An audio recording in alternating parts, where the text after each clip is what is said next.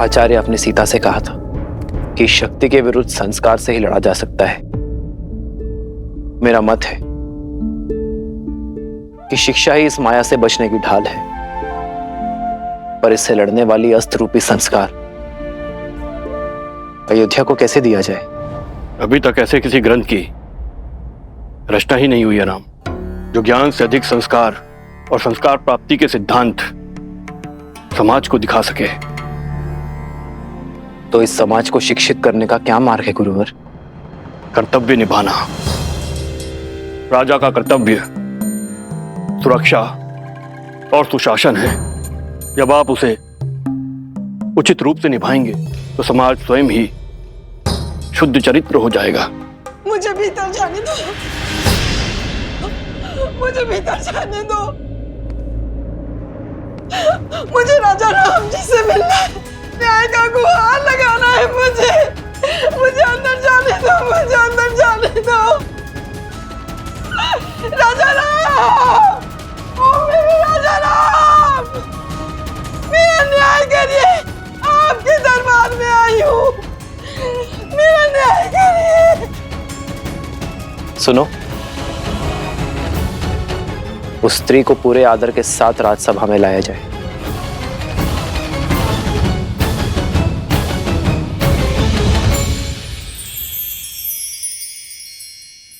समय आ चुका है, खाओ, अन्यथा राम कहेगा कि मेरी पत्नी का ध्यान नहीं रखा।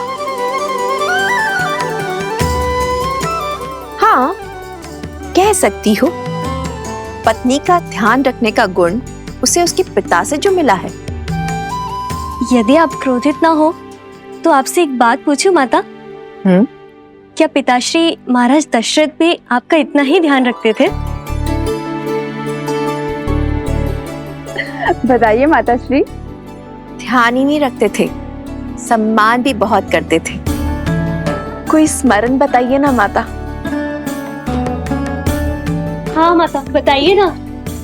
मेरे विवाह से पूर्व कुछ असुरों ने मुझे मायावी संदूक में बंद करके मत्स्य द्वीप में फेंक दिया था।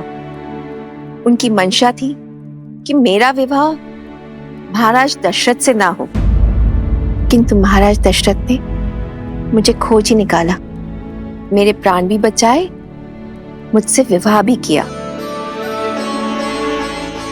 आप इतने समय अकेले राक्षसों के बीच किसी सुदूर द्वीप पर रही, फिर भी महाराज ने आपसे विवाह किया? हाँ, क्योंकि मेरे पति का प्रेम ही नहीं, विश्वास भी अटल था। उन्हें विश्वास था मेरे चरित्र के ऊपर। ये कैसा दुस्साहस है सेविका? आज तक कभी किसी ने इस बात पर संदेह नहीं उठाया। अयोध्या में ऐसे प्रश्नों का कोई स्थान नहीं है।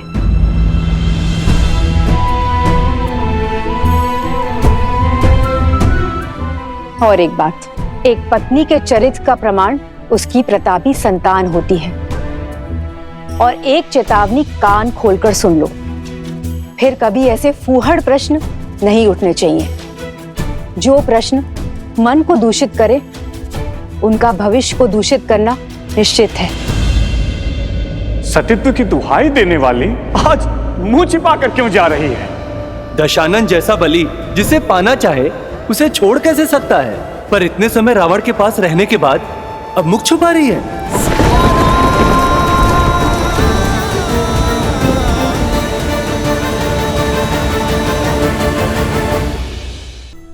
महाराज, नदी में ज्वार आया हुआ था, नौका नहीं मिला, भयानक आंधी और वर्षा हो रही थी। इसी कारण मैं अंधकार के पूर्व घर न लौट सकी। सिर्फ इसीलिए मेरे पति ने मेरा बहिष्कार कर दिया। पूरी रात मैं बिना खाए पिए तट पर बैठी रही, और मेरे पति का कहना है कि मैं नाव चला के स्वयं क्यों नहीं चली आई, खाली मटके के सहारे नदी पार क्यों नहीं कर ली, या मैं डूबकर मर क्यों नहीं गई। महाराज, मैं उनका संदेह कैसे दूर करूं, कैसे सिद्ध करूं कि इनके अतिरिक्त मेरे इस मन में किसी और का स्थान है ही नहीं। एक नारी के लिए इससे बड़ा लांछन और कुछ नहीं है महाराज। मैं जानती हूँ आत्महत्या से बड़ा और कोई पाप नहीं। मैं वही पाप यहाँ करने आई हूँ महाराज। चयन आपको करना है महाराज। या तो आप न्याय कीजिए या तो फिर मुझे आत्महत्या करने की अनुमति दीजिए महाराज, अनुमति दीजिए।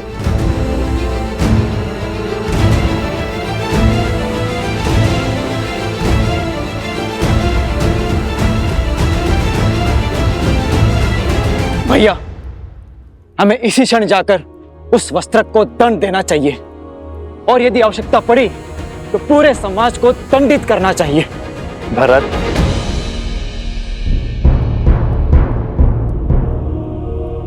अपने सत्य का कोई साक्षी है आपके पास? हाँ महाराज, है एक साक्षी। वो नाविक जो मेरे साथ रात को उस पार बैठा हुआ था, वो भी जल स्तर उतरने की प्रतीक्षा कर रहा था। और प्रातः काल जब सब लोग जा रहे थे, उन सब ने देखा था कि हम दूर दूर बैठे थे।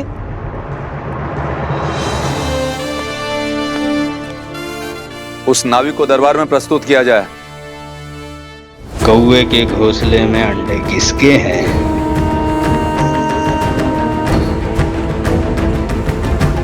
किसने बोला? बोलो, किसने बोला? तुम्हारे मंत्रियों और अधिकारियों में लोभ और लालच भर दूंगा। प्रजा के मन में अविश्वास और संघर्ष का बीज बो दूंगा।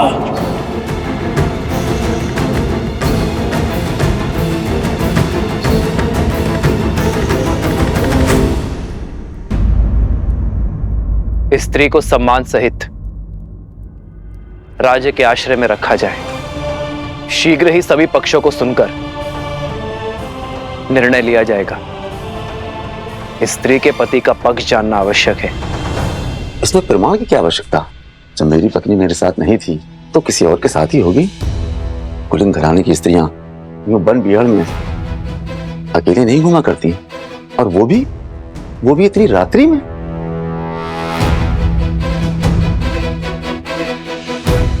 राजकुमार, राजमहल में घटनाएं छुपाना सरल है, क्योंकि भय के मारे वहां कोई कुछ नहीं बोल सकता। परंतु हम सब साधारण लोग हैं, हमारे जीवन की घटनाएं नहीं छिपती। राजा से कोई प्रश्न नहीं पूछ सकता, पर हम पर उंगलियां तुरंत उठ जाती हैं। दुष्ट! तुम्हारा दुस्साहस कैसे हुआ? तुम कहना क्या चाहते हो? देखा ना राजकुमार, राजमहल के विषय में प्रश्न हो तो ये प्रतिकार मिलता है आपके द्वारा। देखा गांव वालों, ये अन्याय है। उचित अनुचित का निर्णय राजा करते हैं, कोई और नहीं। छोड़िए, प्राण निकल जाएंगे। ये कैसा न्याय है? राजकुमार छोड़ दीजिए।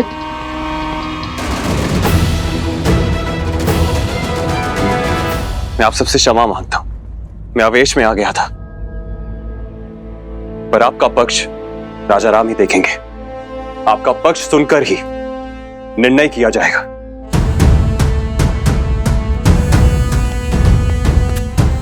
बात इतनी बढ़ गई है, अब महाराज ही न्याय करेंगे।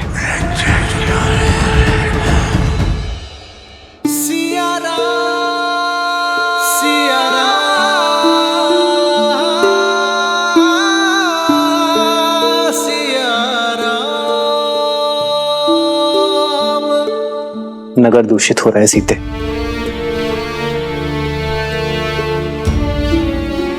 आज एक स्त्री को उसके पति ने केवल इसलिए घर से निकाल दिया क्योंकि उसे उसके चरित्र पर संदेह था, क्योंकि किसी संकट के कारण उसे एक रात्रि घर से बाहर रहना पड़ा।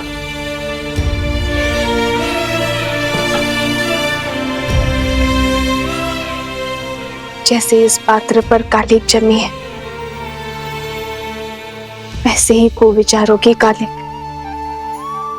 प्रजा के मन में जम गई है आर्य। तो हमें करना ये है कि अपने विचारों और विश्वास के स्वच्छ वस्त्र से इस कालिक को पोंछना है। जब कालिक साफ हो जाएगी तो हमारी अयोध्या फिर से दमक जाएगी। राम सिया राम सिया राम सिया राम राम।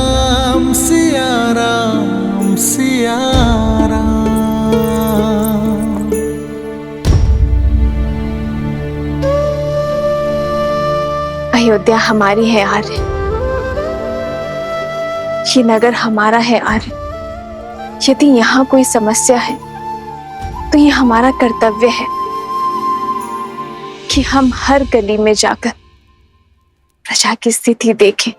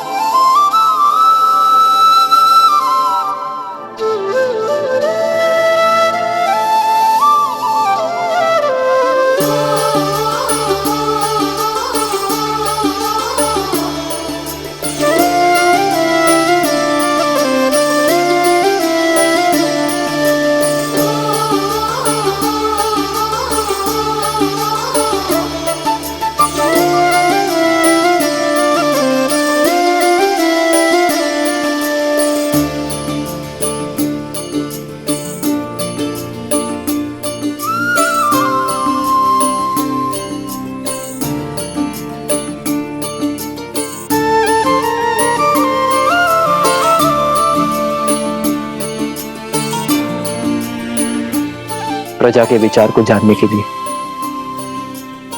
प्रजा का अंग बनना होगा सीते, जो एक राजा के आगे अपनी बात खुलकर नहीं कह पाएंगे, वो एक साधारण नागरिक के आगे अपनी बात कभी नहीं छुपाएंगे। प्रतिदिन आप पर गर्व बढ़ता ही जाता है आर्य। आप जितने अच्छे पति और पुत्र हैं, उससे भी अच्छे राजा हैं।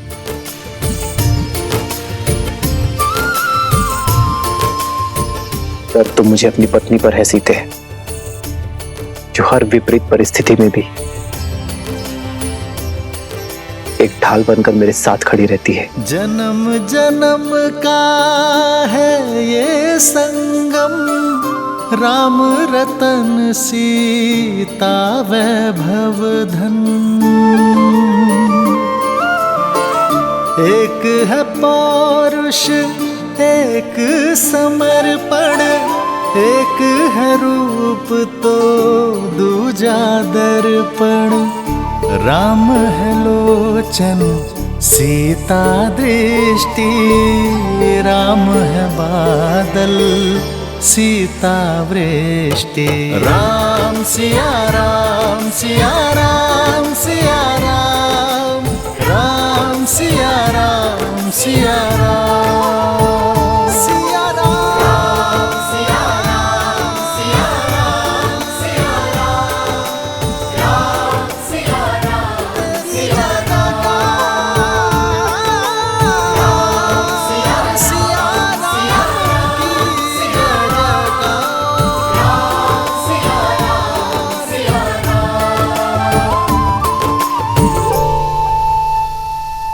हे महादेव, श्री राम को इस युद्ध में विजय देना,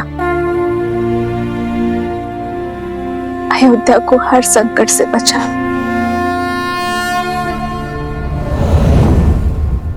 सुना है कि राजा के भाई शत्रुघ्न ने वस्त्रक पर आक्रमण कर दिया है। वही तो, ये कैसा शासन है? जब किसी पर आरोप लगता है तो उसका न्याय किया जाता है, ना कि इसे ऐसे ही कहीं से उसको पकड़ लिया जाता है। प्रजा उचित अनुचित की सीख अपने राजा से ही तो पाती। यदि हमारे रघुवंशी ऐसा समाज बनाना चाहते हैं जहां स्त्रियों की त्रुटियों पर पर्दा डाला जाए, तो ऐसे तो हम दूसरे नगर में पहुंच जाएंगे भाई।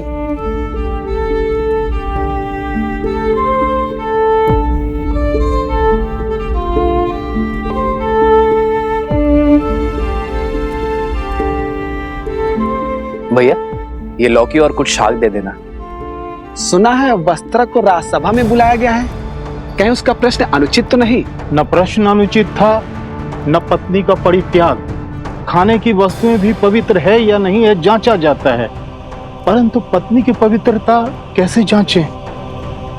पवित्रता का प्रमाण तो खोजना होगा, अन्यथा हम अपनी पत्नी पर संदेह करेंगे और उनसे प्रश्न करेंगे और हमारे भले पूरे परिवार नष्ट हो जाएंगे।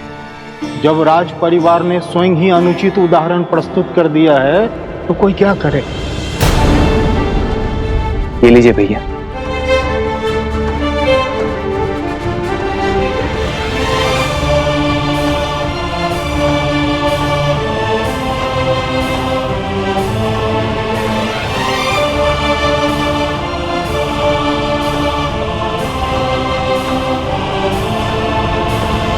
संस्कार से ही इसे पराजित किया जा सकता है।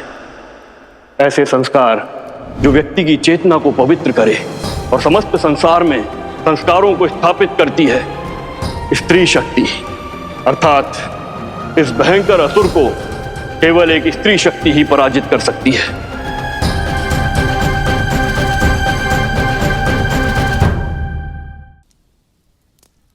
पुंसावन संस्कार तो मंगल पूर्वक संपन्न हो गया। अब सीमांतो नयन की सज्जा प्रारंभ करनी है।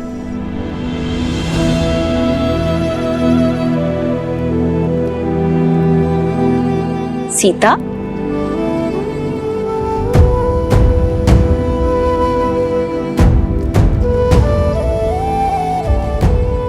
पुत्री, अभी तक जाग रही हो?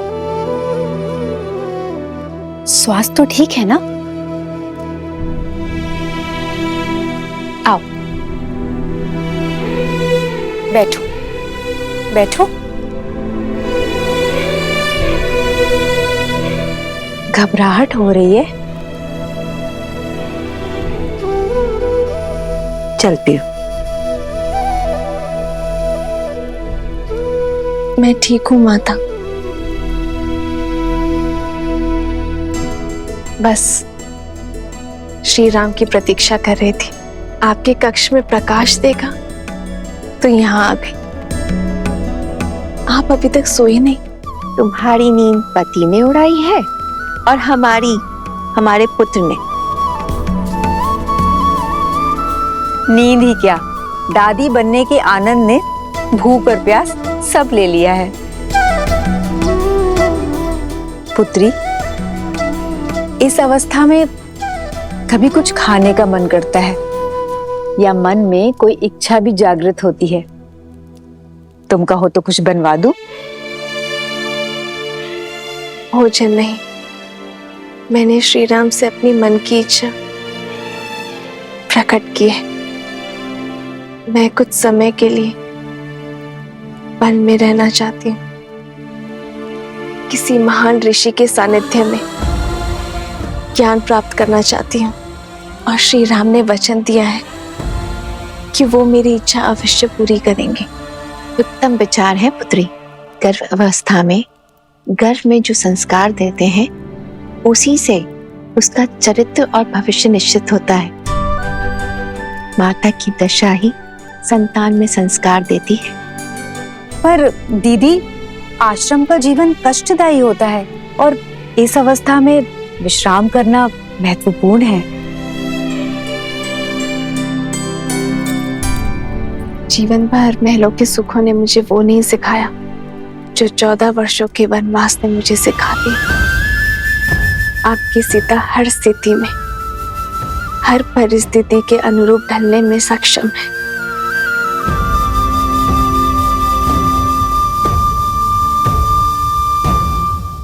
भाइयों, ये सारा दोष इन नाभिकों का है, तो धारा पार कराने की आड़ में अपना दूषित खेल खेलते हैं। इसीलिए मैंने तो अपनी पत्नी को घर से बाहर निकाल दिया। अब राजा राम को भी चाहिए कि वो भी उस नाविक को नगर के बाहर निकालें। यही न्याय संगत होगा भाइयों, यही न्याय संगत होगा। ये निर्णय लेने वाले तुम होते कौन हो? हाँ, स्वयं की दृष्टि में दोष है और फल भुगते साधारण नाविक। यदि अपनी पत्नी पर विश्वास नहीं था तो क्यों उसे आने दिया अकेले? अरे सुरक्षा के लिए साथ आना था ना। एक तो चोरी और मुझे डांट दिया। हाथ मत लगाना। तो क्या लाश से काम लूं? मारो मारो मारो मारो मारो। रुकिए, क्या कर रहे हैं आप लोग? अयोध्या का यही यश रह गया अब?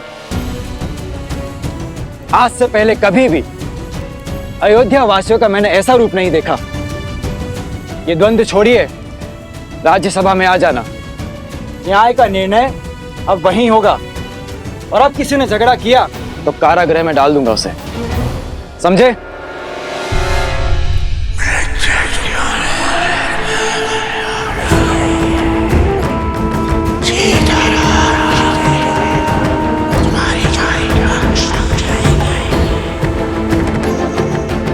कल का दिन मेरे राज्य के लिए बहुत कठिन होगा। मुझे एक कठिन और कटु निर्णय लेना होगा।